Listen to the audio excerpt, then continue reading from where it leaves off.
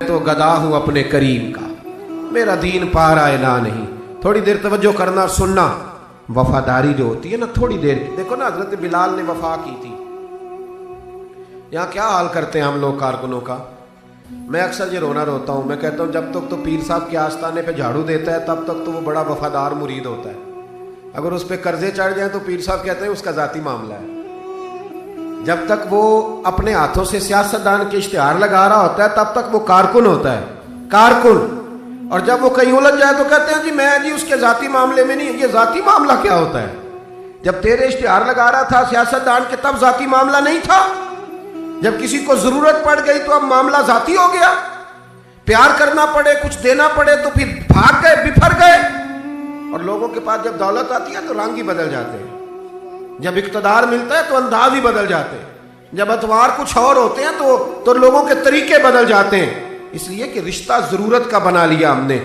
سیدنا بلال نے بڑی مار کھائی تھی. کوئی بتائے حضرت بلال کو گورنری کا لالچ تھا؟ حضرت بلال حبشی کو کیا لالچ؟ بڑی مار کھائی. اور یارو بڑی ساری کھائی. ایک تو وہ مار ہے نا جو عبداللہ بن جدان مارتا تھا، امیہ بن خلف مارتا تھا، ایک تو وہ ہے. اور حضرت بلال جب دروازہ رسول پہ آئے تو بخاری مسلم میں موجود ہے، حضرت بلال نبی پاک کے مہمان آتے تھے تو خود قرضہ اٹھا کے لاتے تھے. اور ایک وقت ایسا بھی آیا کہ قرضے اتنے زیادہ آ گئے تو کہ یہودی نے کہا کہ بلال تو نے بڑے سارے پیسے قرض لیے ہوئے ہیں، تو اگر اب تو نے پیسے نہ دیے تو میں تمہیں پھر سے باندھ دوں گا. حالانکہ وہ سارے نبی کریم کے مہمانوں کے لیے قرضے لیے تھے. حضور کے ذاتی کام کیے ساری زندگی ذاتی. یارو یہ جو لوگ ہوتے ہیں یہ بڑے شاندار ہوتے ہیں، ان کو کوئی لالچ نہیں ہوتا. جن لوگوں نے اس محفل کے اشتہار لگائے ہیں ان کی تو اشتہار پہ فوٹو نہیں لگی ہوئی.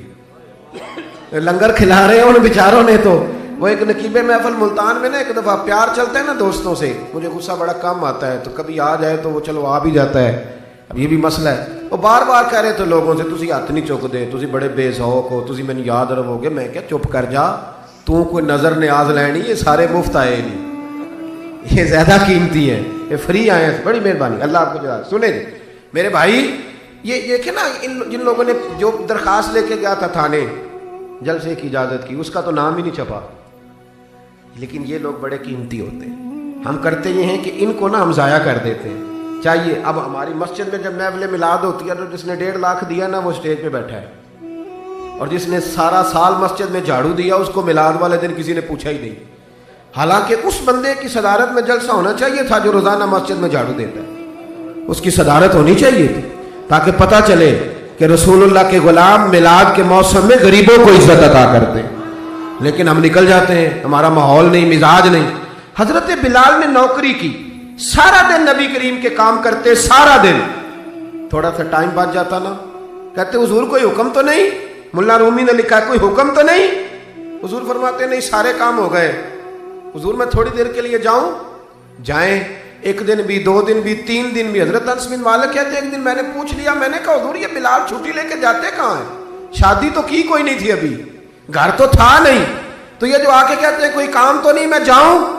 تو محبوب نے فرمایا جب یہ مجھ سے پوچھ کے جاتا ہے نا کوئی کام تو نہیں جاؤں، تو پھر سیدھا سیدہ فاطمہ کے گھر جاتا ہے. تھوڑی دیر بیٹھے تھی، اللہ آپ کو جزا ہے، تشریف رکھیں.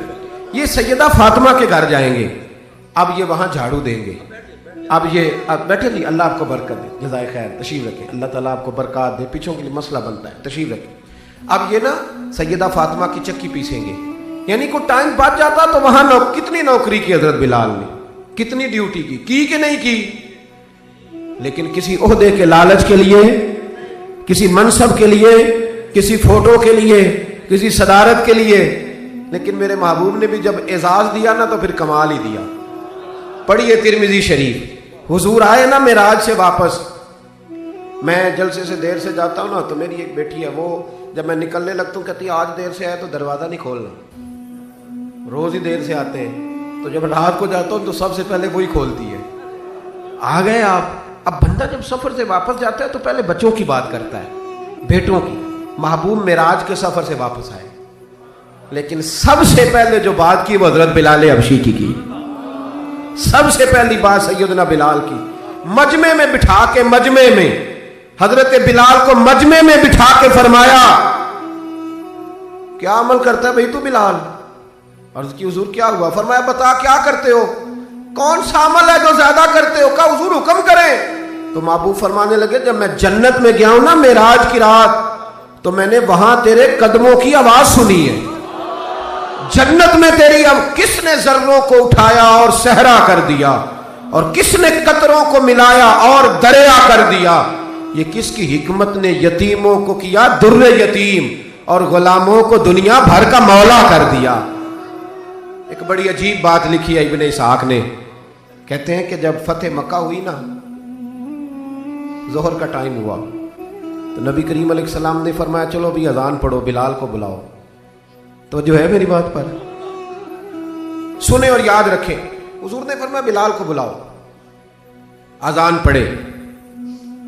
تو ایک شخص نے حضور کے کان میں مشورہ دیا کہ یا رسول اللہ صلی اللہ علیہ وسلم کافر تو پہلے ہی سارے جل گئے، مر گئے، فتح مکہ ہے، تو کچھ لوگ حضرت بلال کے بڑے دشمن ہیں، تو یا رسول اللہ صلی اللہ علیہ وسلم بلال یہ ہمیشہ پڑھتا ہے وہی پڑھیں گے، تو آج نہ کسی اور کی ڈیوٹی نہ لگائیں اذان پڑھنے کی، فتح مکہ کا موقع ہے، چلو کوئی اور پڑھ دے۔ یہ روٹین میں جب پروگرام ہوتے ہیں تو تب تو مقررہ امام بھی نہیں نا جماعت کراتا، چلے کوئی بزرگ آئے ہیں وہ کرا دیں، آج موقع ہے، بری بھی بات کوئی نہیں۔ جس نے مشورہ دیا خلوص کے ساتھ دیا، حضور کوئی اور نہ آج پڑھ دے۔ لیکن میرے محبوب نے جو جواب دیا وہ بڑا قیمتی تھا۔ محبوب کریم فرمانے لگے جب پتھر کھانے پڑے تو تب تو بلال پڑھے، اور جب بدر اور احد میں تلواریں چمکے تو تب تو بلال پڑھے، اور فرمایا جب بھوک کاٹنی پڑے تب تو اذان بلال پڑھے، اور آج اللہ شان عطا کرے تو کوئی اور پڑھے۔ فرمایا سارے نیچے کھڑے رہیں گے، ابو بکر و عمر و عثمان و علی، طلحہ و زبیر، سارے ہمیشہ کی طرح سنیں گے، اور آج بیت اللہ کی چھت پہ چڑھ کے جو اذان پڑھیں گے وہ بلال حبشی ہوں گے۔ میں لوگوں کو بتاؤں گا کہ وفا کے رشتے وفا کے رشتے ہی ہوتے، وفا کے رشتے وہ پانی پرن سہیلیاں رنگا رنگ کڑے، او پائیا اسی تے پڑھیا اس دا جانیے جس دا توڑ چڑھے۔ وفا والا رشتہ قائم کرو، وفا والا، کبھی ملا کرو، کبھی پی ایچ ڈی کر لیتے ہو نا تو کبھی میٹرک والے پرائمری والے استاد سے بھی جا کے ملا کرو، جب اللہ شان عطا کرے تو کبھی کبھی اپنے گاؤں بھی جایا کرو، کبھی جا کے ملا کرو۔ ہاں شہر میں آ کر پڑھنے والے بھول ہی گئے کس کی ماں نے کتنا زیور بیچا تھا۔ اپنے انداز نہ بدلو، اطوار نہ بدلو، اخلاق حسنہ کی دولت پیدا کرو۔ یہ جو ہم ٹوٹ گئے ہیں نا، امیروں کی سوسائٹیاں الگ ہیں اور غریبوں کی جھونپڑیاں الگ ہیں، انہوں نے بڑی تفریق پیدا کر دیا معاشرے میں۔ لوگ تو جنازے پڑھنے چھوڑ گئے ایک دوسرے کے، لوگوں کاٹ دیا، جس کے پاس پیسے زیادہ آئے، اپنے بھائی کی بچی غریب بیٹھی ہے رشتے کے لیے، اس کو وہ رشتے ڈھونڈ رہا ہے، کہہ رہا میرا کوئی میرے اسٹیٹس کے لوگوں میں رشتہ کرا دو، تو رشتے والے نے کہا وہ تیرا اپنے بھائی کی بھی تو بیٹیاں نا، تو وہاں کر لے۔ کہتا نہیں وہ جب شادی کرے گا نا تو میں تعاون کروں گا، تو تعاون تو بھائی کوئی اور بھی طرز کھا کے کاری دیتا ہے، تو اور بھی کو کر دیتا ہے۔ تو وہ والا رنگ اختیار کر جو اللہ رسول نے تجھے عطا فرمایا ہے۔ ہمارے معیار میں وہ وفا نہیں، وہ حسن نہیں، یہ میری طرح کے لوگ جن کو اللہ بڑی شان عطا فرماتا ہے، دین کے نام پر بڑا نوازتا ہے، لیکن لب و لہجے میں کئی دفعہ سختی آتی ہے، کئی دفعہ احساس نہیں ہوتا کہ ہم کیا کر رہے ہیں۔ اعلیٰ حضرت فاضل بریلوی فرمایا کرتے تھے لوگوں نبی پاک کے وفادار رہنا، فرشتے بھی تمہاری عزت کریں گے۔ کیا فرمایا؟ کہنے لگے فرشتے بھی کرتے ہیں تعظیم میری، فدا ہو کہ ان پر یہ عزت ملی ہے۔ اکرام کرنا، کبھی بھی اپنے نفس کو نصیحت کر رہا ہوں، کبھی بھی